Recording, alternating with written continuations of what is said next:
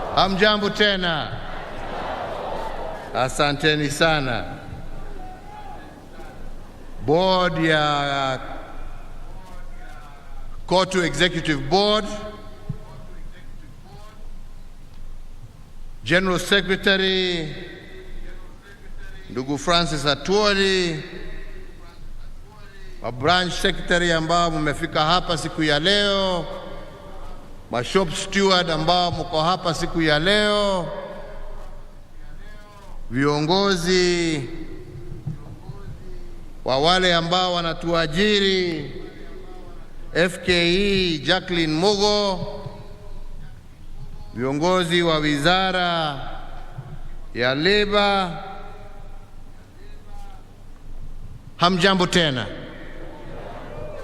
Sunday njema tukiwa leo pamoja tukisherehekea siku hii ya wafanyikazi ulimwenguni.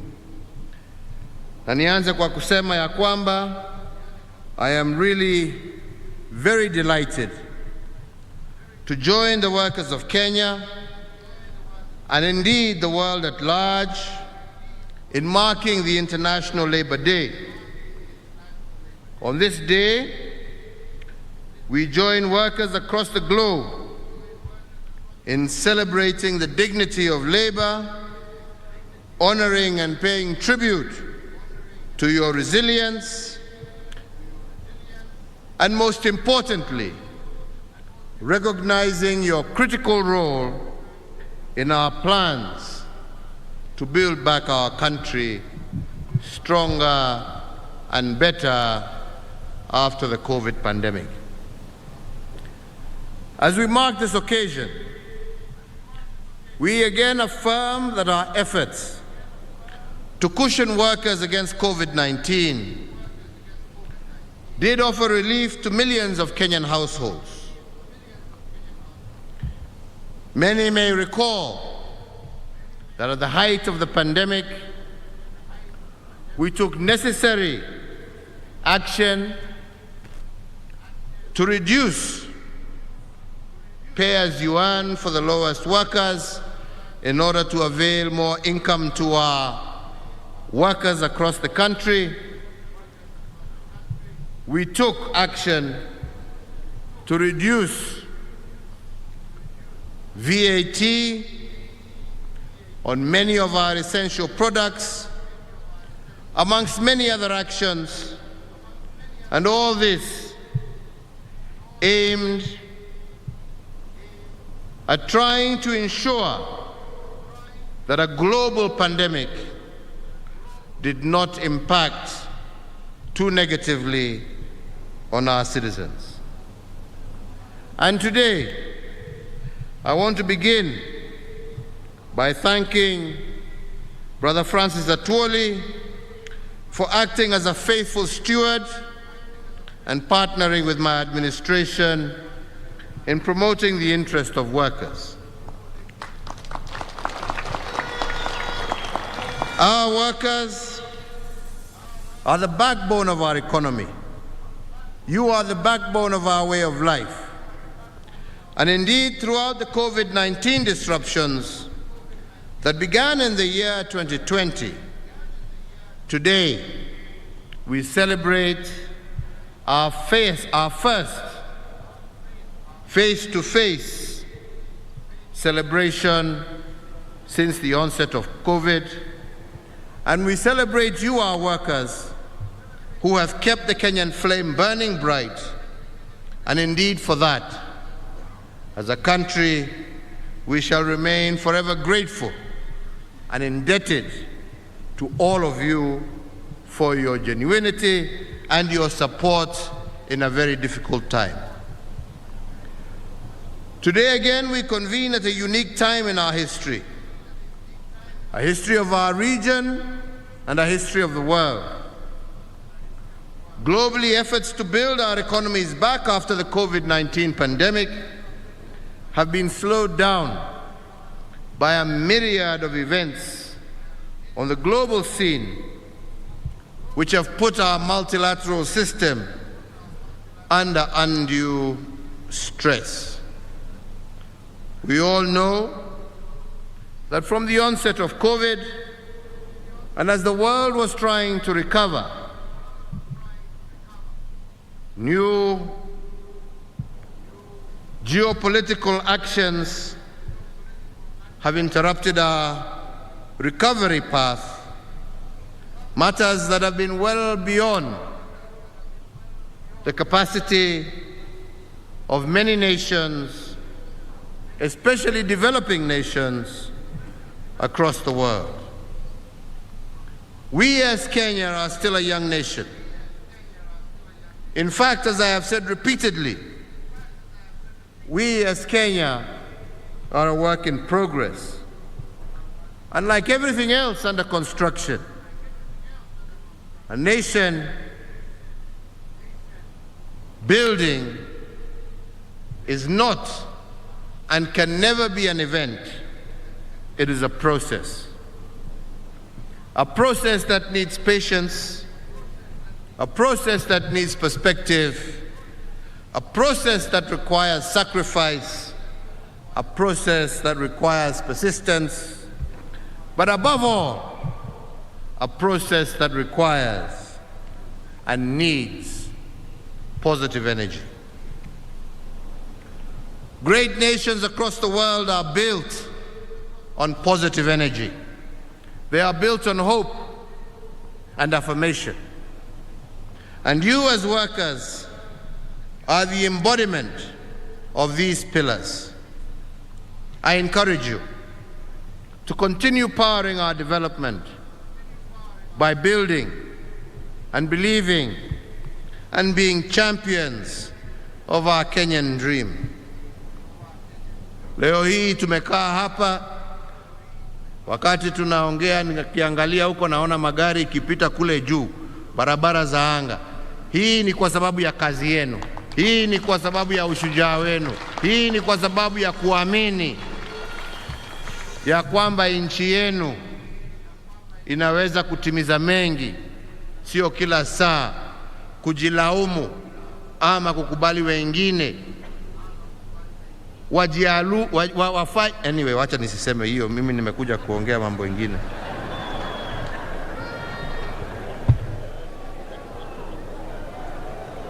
Because Kenya is still a work in progress, allow me to focus on two things that I consider to be right with our country. And I believe the first has to do with opportunities created by our economic transformation as a nation. A transformation that begins with ideas, but ends with hard work before the fruits of prosperity are earned. And these opportunities have been exploited by those who have rejected labels that disempower them, that discourage them, and instead have been taken up by those who want to embrace truth that inspire the work of these hands that God has given us. They have resolved not to be organized by the politics of division, hatred, and baseless promises. Rather, they have seized the day and thus migrated from also being earners of wage to owners of capital. I want to give example of one particular group of Juakali artisans who for a long time have operated on Ngong Road, have operated in Kariobangi, and in Kamukunji. They came together and have built a company that today is worth over 250 million Kenya shillings, a quarter of a billion shillings, ya wafanyikazi wa Juakali. And they have been able to do this because they believed in their own capabilities and not in difficult and empty political promises. And this is what should inspire us all, and in particular our young people. And I want to tell you how they did it. when my administration rolled out the affordable housing scheme under our Big Four agenda in 2019. A group of Juakali artisans from these areas came to see me and said that they wanted to be involved in that agenda. And we contracted them to make doors for the houses that were being built for one of our projects. And as they executed this contract, they decided to form a company that would receive their payments. And they formed Ngoko Kamaka Limited, which is a name drawn from where they used to operate along Ngong Road, Kamukunji, and Kariobangi. On completing their task of building those doors just for one estate, this group of Juakali artisans bought 55 units of the houses of whose doors they were making, and in 2 years, they have moved from an ad hoc Juakali entity to a formal business entity which has the requisite creditworthiness to take large loans from banks. Today, this Juakali group is worth over $250 million Kenya shillings because their focus was right and their understanding of where Kenya is going was correct. There are other examples of positive energy. As many shouted and screamed at the height of the pandemic, as opposed to helping us find solutions, we came up with a Juakali initiative to take into account the many who, from no fault of their own, lost employment, and we managed to mobilize resources for the Kazi Mtaani initiative, an undertaking that we took as an administration to cushion our well-meaning young people from the COVID-19 pandemic. And as a result, across the country, over 500,000 young people managed to benefit, and some still continue to benefit from this initiative. But despite the fact that some had lost their jobs, the Kazi Mtiani initiative allowed them to form 1,266 youth groups that were not organized by government, but were organically formed by the young men and women themselves.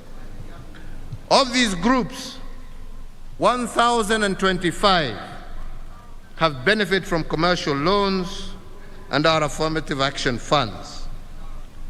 Similarly, they have established since then 2,113 new businesses that did not exist before COVID in agribusiness, in retail and services such as salons and barber shops across the country. Wakenya ambao walikubali na wakasema hawatashindwa na shida, watajichukulia hatua na tukasaidiana na wao. Mambo ya kuongea matope na matusi haijengi nchi, mpende msipende, haijengi nchi. Hiyo ndio ukweli. This is testament that if we as a country focus on our capabilities over empty political promises, then the impossible is nothing. If Juakali artisans can do and form corporations that are now worth millions of shillings in less than 2 years, and those who form themselves in groups under Kazi Mtaani are able to start small businesses across the country, I believe every Kenyan can do the same if they focus on their capabilities and exploit the positive side of what is right about our country. Indeed, another uplifting example worth mentioning on the economic front has to do with the quality of our workforce. The World Bank, kwa sababu sisi, we don't like looking at statistics, we like creating statistics. Kulingana ni nani anaongea. Ukisikia huyo ni mkubwa anaongea, mnasikiri hiyo ndio ukweli. But statistics from global organizations, the World Bank itself has indicated that Kenya will have the most productive workforce on the African continent by the year 2036 if we continue on our trajectory. And this excellence, as we have just heard, is not only just being felt in Kenya, but it is also being felt internationally. Today, we as Kenyans are the third largest skilled workforce of all foreign workers in the United States of America. Kenya, nchi ndogo. That phenomena is replicated across the globe, with Kenyans driving ICT, education, healthcare, construction, tourism and hospitality, and many other sectors in countries far away from Kenya. So today, as we recognize our Kenyan workers working here locally, I also recognize and honor our Kenyan workers in the diaspora. Today, ladies and gentlemen, they are one of our biggest resources as a country.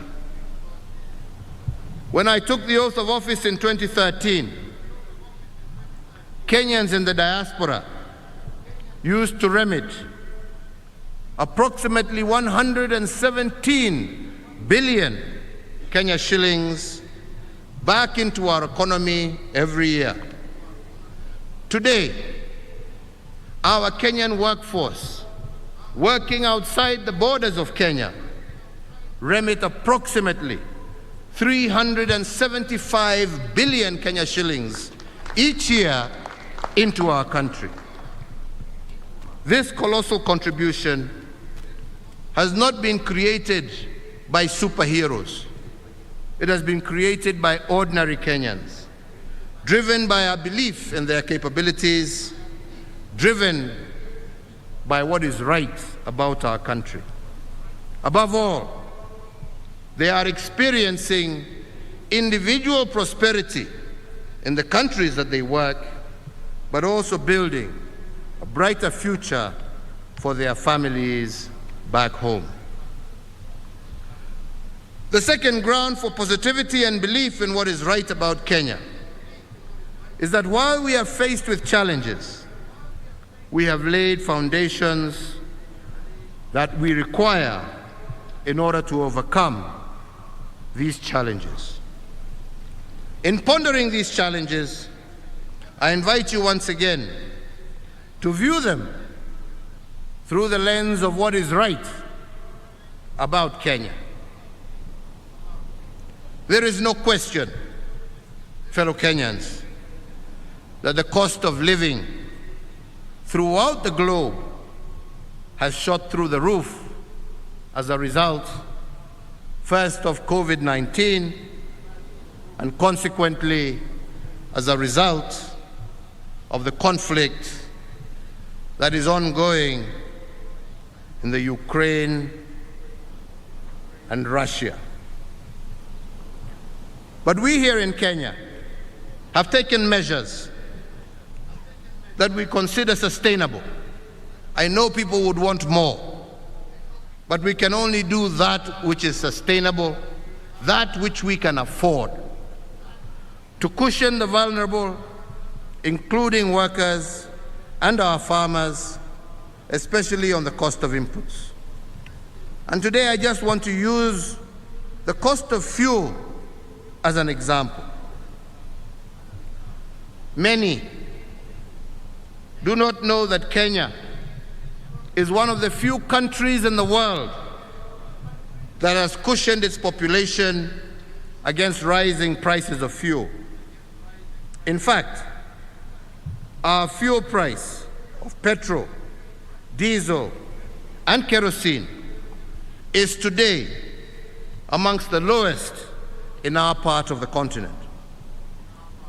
If we had not protected our consumers against this global increase in fuel prices, our petrol prices would have been approximately Kenya shillings today, 173 shillings per litre for petrol.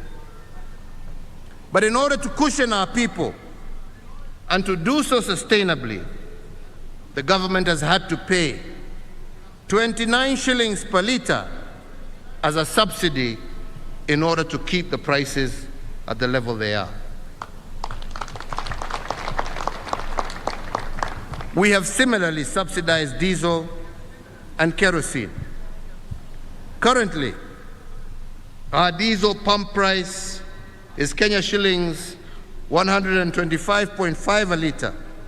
Again, the lowest price of diesel in our region, and beyond this, it is secured by a government subsidy of 40.2 shillings per litre.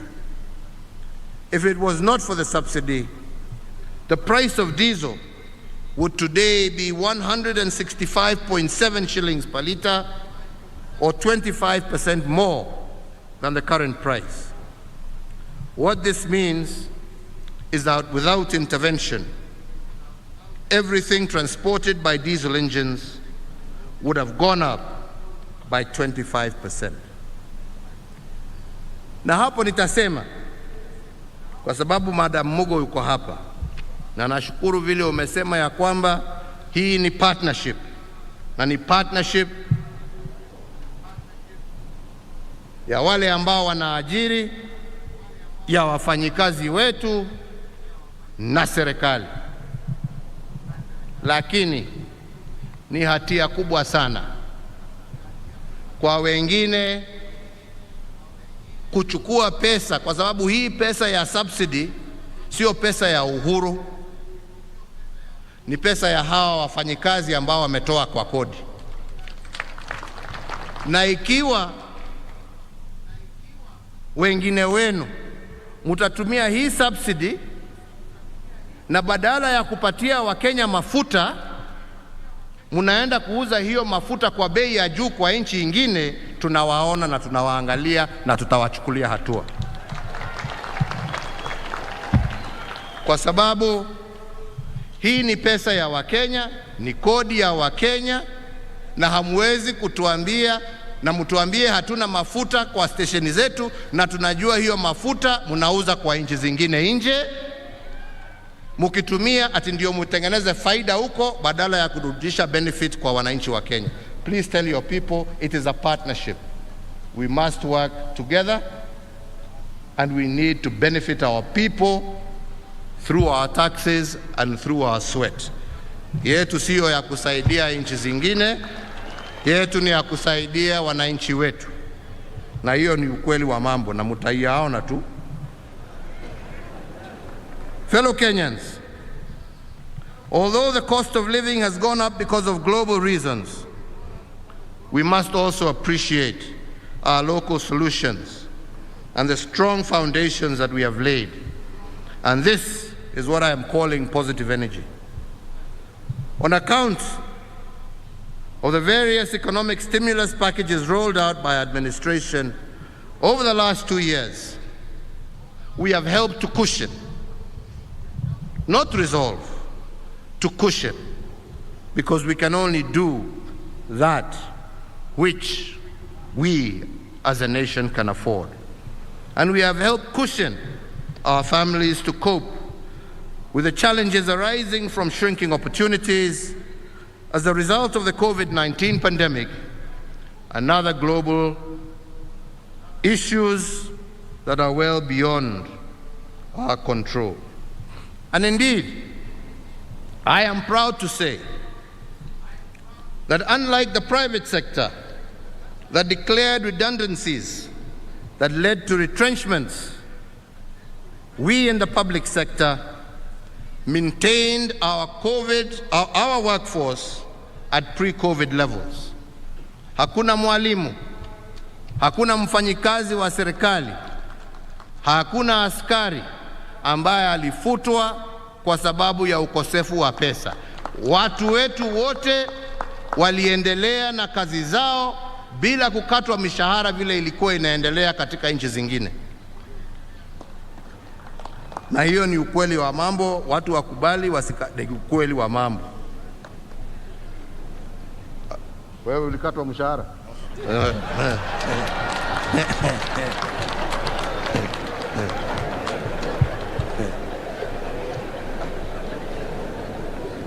So in that same regard,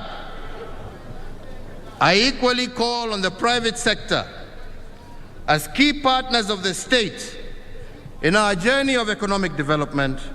Please, let us work in the same spirit, Madam Jane Mogo, you've just mentioned.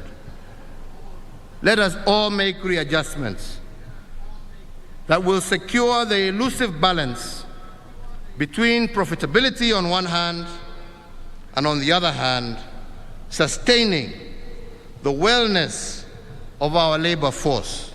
You need them to make your profit. In lean times, let us also sacrifice a portion of our profits to keep our labor force happy.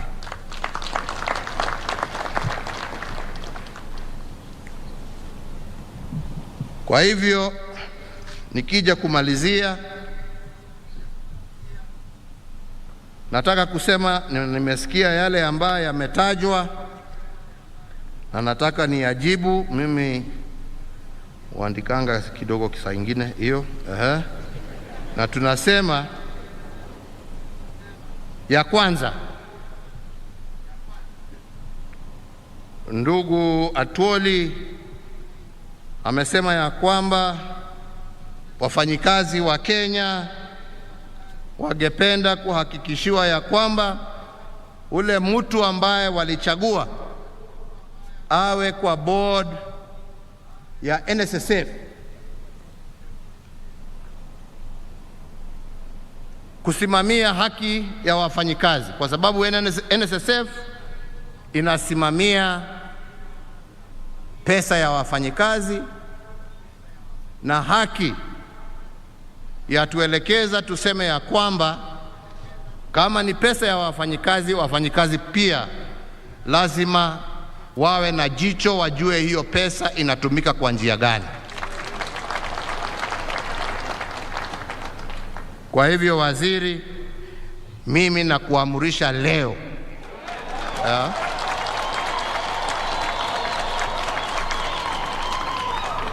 ya kwamba hii sikukuu ndefu ambaye Mwenyezi Mungu ametupatia, ikifika Wednesday, mimi nataka kuona gazette notice ikiweka huyo mtu kwa kazi. Agreed? Na hiyo ni amri, sio maombi. Yake ilikuwa maombi, yangu ni amri. Yeah. Si ni namna hiyo? Ya pili, umesema ya kwamba kwa board ya NHIF, ile sheria ambayo iko imenyima wafanyikazi wa Kenya haki ya kuwa na kiti katika hiyo board. Wajumbe wako ndio hawa, na waona na waangalia. Maina Kamanda namuona Chief Whip hapo, nawaona wengine. Madam yuko hapa wa Nairobi, dada yuko pale.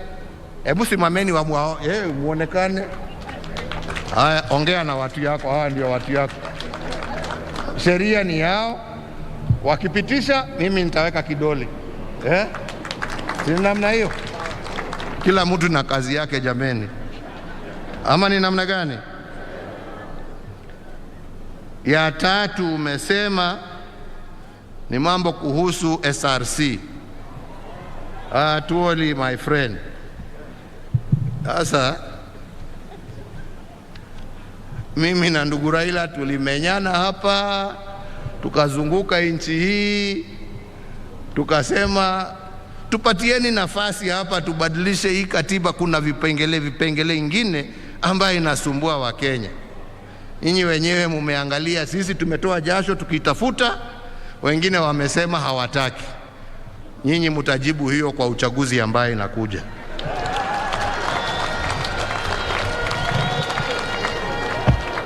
Hiyo ni yenu mujibu. Wale ambao wanaona mambo ni sawa, wale ambao wanaona ya kwamba tuko na katiba mzuri, lakini kuna vipengele vingine ambavyo vinatuletea shida na ni vizuri tuyaangalie. Mimi najua fikira zangu ziko wapi na vile nimejaribu, lakini kwa sababu uwezo ni wa Mwenyezi Mungu, sio wangu pekee. Uwezo ni wenu nyinyi wa Kenya. Uwezo ukaenda ukachukuliwa hapo na koti, na mimi nikasema sina vita na mtu. Mtaamua hiyo kwa mtaamua vipi jameni? Mnataka tubadilishe hii tutengeneze ama mnatakaje? Nataka kuona kwa mikono ni wangapi wanasema tunataka tutengeneze na ndio haki ipatikane. Ama ni namna gani wenzangu? Tusije tuwe watu ambao ni wadanganyifu. Na wacha niwaambieni, hakuna kitu ngumu kama wakati nchi na dunia mzima iko na shida mingi mbali, shida ambayo inategemea viongozi, shida ambayo ina haja na viongozi kuwa wanakaa, wanaketi, wanajadiliana kwa sababu ya vile mambo yalivyo magumu. Na mimi nawashukuru wa Kenya kwa sababu mambo yamekuwa magumu, sio tu kwa nchi yetu. COVID sio wa Kenya walilete. Sio wa Kenya walilete ugonjwa ambao umesababisha mamilioni ya watu dunia mzima kupoteza maisha yao na mamilioni wengine wengi zaidi kupoteza kazi zao. Hiyo haikuwa kwa sababu ya Uhuru ama mtu mwingine. Na wakati tumejaribu kuyawekelea na kujaribu kufanya tutafanya namna gani ndio tujiokoe, tumeanza sasa kujitokeza, tumeanza sasa kuona barabara. Wengine wameanza vita ambaye sisi hata hatuelewi, ambaye imesababisha bei ya mafuta, bei ya vyakula kwa nchi zingine kupanda na kutuletea shida zingine.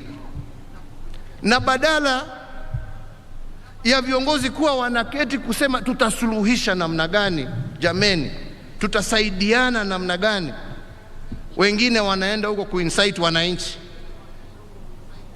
Angalia hii bei imepanda, uliza Uhuru. Yaani mimi Uhuru niko Ukraine, mimi ninafanya nini huko jameni?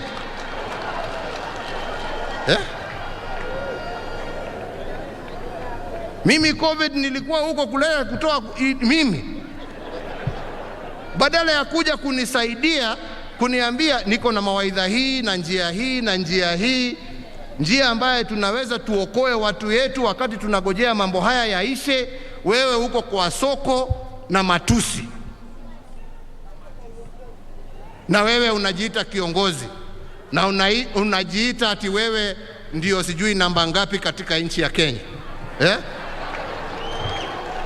Uko wapi? Badala ya kunisaidia kuondoa hiyo shida, wewe uko kwa soko kusema ulizeni ule. Basi si ungewacha uniwachie mimi nitafute mtu ambaye angenisaidia jameni?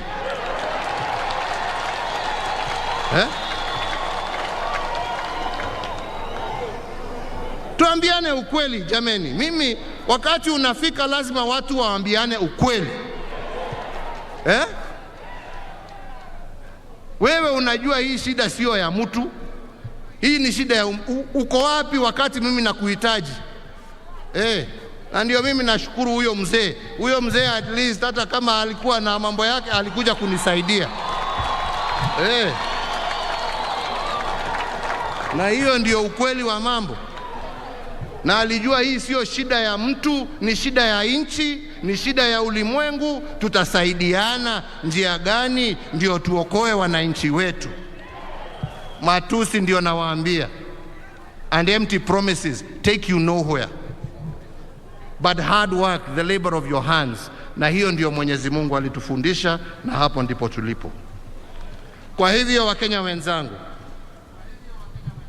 recognizing because of all these challenges that we have not had a review of the minimum wage over the last 3 years, further acknowledging the increased cost of living, with inflation currently hovering between 5% and 6% annually.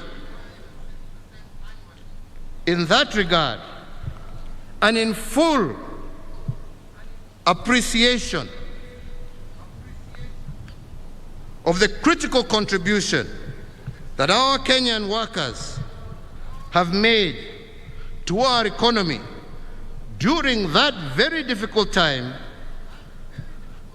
as a caring government, we find there is a compelling case to review the minimum wages so as to cushion our workers against further erosion of their purchasing power, while also guaranteeing the competitiveness of our economy. And in that context, I today declare an increase of the minimum wage by 12 percentage points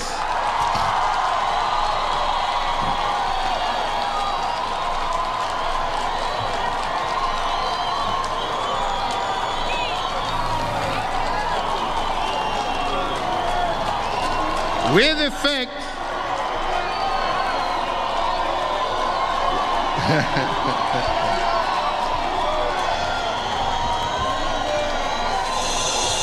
with effect from the 1st of May 2022, yani leo. And finally, fellow Kenyans, let me take this opportunity to thank our ministry, to thank KOTU and our stakeholders, and at the same time congratulate the Honorable Gilbert Hugbo, former Prime Minister of Togo, on being elected the first African Director General of the International Labour Organization. Through our ministries of labor, foreign affairs, and through our organization, KOTU, Kenya was at the forefront in lobbying for this appointment, and it is indeed my earnest desire that he will work towards placing our African labor movements on the global map. I wish you all, viongozi mukirudi kwa wafanyikazi wenzenu, muambie a happy Labor Day. Shukrani nyingi kwetu sisi zote, kwa wao, kwa vile wamejitolea miaka hiyo ya ugumu, na hakikisho ya kwamba tutaendelea kusaidiana pamoja kuhakikisha tumeimarisha uchumi wetu wa nchi yetu. God bless you all, na Mungu aibariki na ailinde Kenya. Asanteni sana. Asante.